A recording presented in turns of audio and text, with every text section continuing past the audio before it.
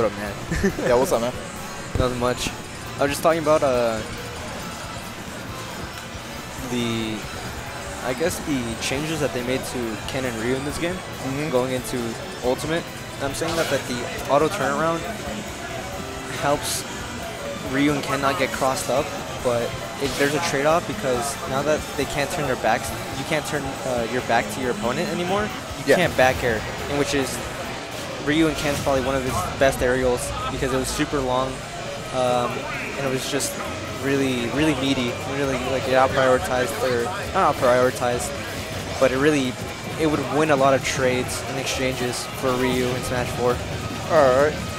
Well, game 1 here in losers quarters on Smashville, Edgar going Ness while Brosinex is going Ken. I forgot the reason why Brosinex was telling me why he goes Ken in certain matchups, but it makes sense for Edgar to go as Ness due to the fact that Ness has a lot of multi-hitting moves that can stop focus and will deter, both Ken and Ryu to do any focus attack dash cancels.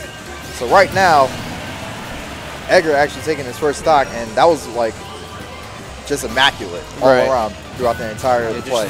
Those strings of neutral wins for Edgar, turning that into a stock.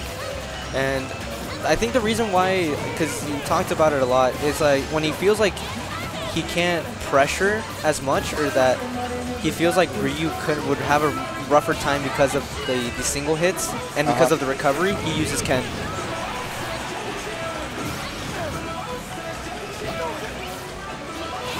Edgar's really like trying to pressure him off stage, and that's strong. I think that's like the F tilt. Yeah, that's strong forward smash.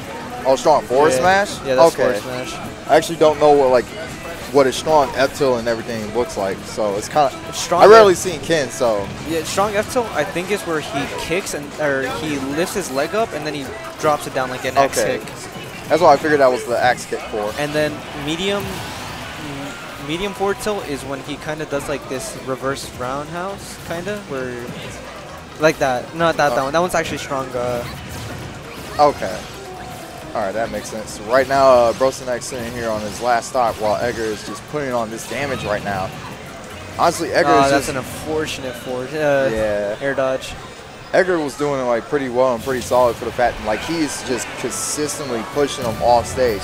There's nothing Brosinex could have done because of the multi-hitting moves from Fair and up airs such as that. And not only that, he's just like threatening him with his presence. He's not really like pushing or pressing a button just yet to like, send him to the blast zone, but he's just threatening him with his presence, so that way Brosinex is kind of like trapped there because Ken and Ryu don't really have like the greatest like recovery options. Well, not just recovery, but like the greatest air drift. So like, once they're in the air, they are committed. It's done and over with.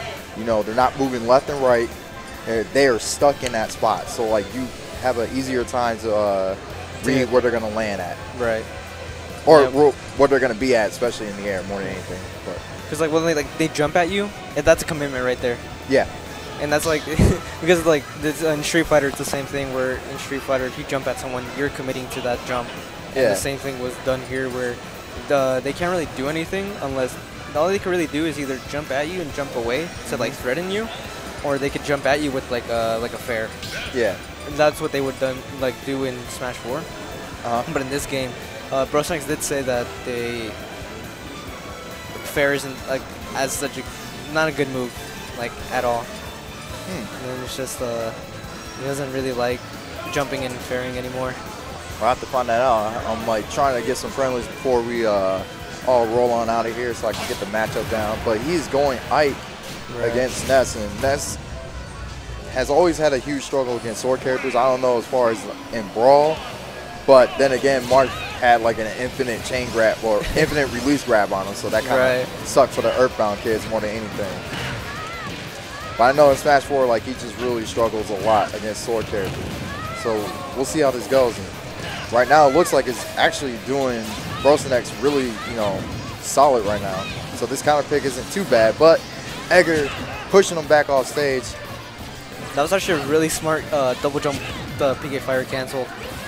It's like a really good movement option, and it's also caught Brosinex off guard. But this is one thing I was saying, because I played Ike myself, and I was saying that Ike's advantage got way better in this game, but his disadvantage is around the same or even worse. Because now that nice backer. now that Ike can't really clip the stage with up B, it's really easy to edge guard him now. And I'm just saying, like, once you know when the Ike's gonna nair, or you have an aerial faster than Ike's nair, you really can't do anything. Yeah, that's true. You can pressure him off the stage and then force him to up B or to quick draw. And quick draw, or which is a side B, he's forced to do an option if he's not, he's planning not to auto cancel it. So like once you reach the peak of quick draw, you instantly you're forced to pick an option, or else you go into free fall. And there's no hitbox out either, so. That was good for Brosinex to not to chase him in the air and try to force the air dodge, but unfortunately didn't really pull the trigger to, punish that air dodge coming from Edgar. But right now, that bat throw not killing at 100%. I feel like that's a little bit nerfed in this game, but I can also, be 100% wrong. Yeah, so nice coverage from that PK Fire right there. Ness has the 4th strongest back throw in the game. The strongest one is Incineroar. Number 2, I think, is Shulk in Smash Monado. Number 3 is Dr. Mario with his new back throw, and now then it's Ness. But I do feel, I'm not sure about this, but I feel like the DI on Ness's back throw is kind of harder to do to survive than it is to other back airs. But like I'm saying right now, so like Brosinex is jumping and then Edgar is already fairing, and he can't really do anything. Yeah, speaking about Ike's disadvantage hasn't really changed in Smash 4 in my opinion, other than just now that recovery, as far as Ether goes, is a little easier to handle. Right. But Brosinex is doing a really good job pushing him off stage and capitalizing him with like PK Thunders, PK Fires, fairing when it's necessary so he doesn't get hit by the sword itself. I'd like to see a couple of fairs from Brosinex. There we go, but more spaced out. More spaced out, yeah, like that. See, it's really unsafe on shield, but spaced out is like Mart's fair from Smash 4.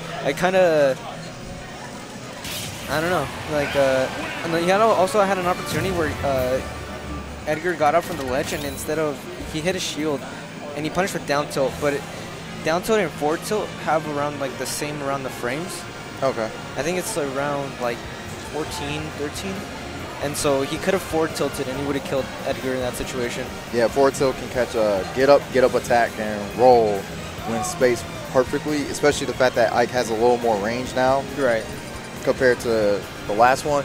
What I would like to see Brosinex do a little bit more is to kind of wait to see what Edgar does, because right now Edgar is just really controlling more the area of space and know where Brosinex is going to land, where he's going to, be at, and how far he's getting pushed out and everything else. So he's like really, as you can see when he is off stage, or when he puts his Brosinex off stage, he is controlling the space that Brosinex will end up being at, whether it be high, low, or in the middle. Right. With PK Thunder, constantly pressuring PK Fire. He's consistently putting Brosinex into spots where it's not safe for him to even pull the trigger to recover. Right. But the best thing you could possibly, the best thing that Brosinex can really do, some players will do it. You recover early, not in the sense of like going high early, but you just recover early to make the opponent think like, okay, I possibly don't, I burnt their double jump, or, something to that fact. And say if you do get hit by like any aerial or move off stage, then you can mix them up by just like double jumping back and just, recovering that way. Because they're not ready. They're not ready for it, because they already would probably think like, well, his jump is probably gone because I'm hitting him and he's, he's trying to come back. Oh no, this is not a good matchup for Snake, but I feel like at this point, Snake? Brosinex is just trying to feel out what character could do it. I think he should have stuck with the Ike. All he was doing wrong really was just nairing a little bit too much. And even Ryuga said, like, nairing, doing that against top players or even just better players, you'll get blown up for that, just trying to nair consistently over and over again. So you kind of have to mix it up just a bit. Yeah, you could do that with fair back air, or you could just not do it at all and like try to jump. A lot of like condition in the shield. You could empty tomahawk, sorry, and then or you could just if they're already throwing out a hitbox, you could just condition them to start throwing out hitboxes in the air and hit them with fair. But right now, a lot of people don't like this matchup for Snake just because of how such as that. Those exchanges, just Ness's frame data is probably like a lot faster than Snake's, and he could also do that where he could PSI magnet and absorb get life. Now I actually didn't know that, because the one thing I do remember in Brawl, at least, I know Mortar was like very, like just the missile itself was weird. Yeah. If I remember correctly, you couldn't reflect it because it's not considered an item, I guess, or a projectile. I could be 100% wrong, so you know, don't quote me on that.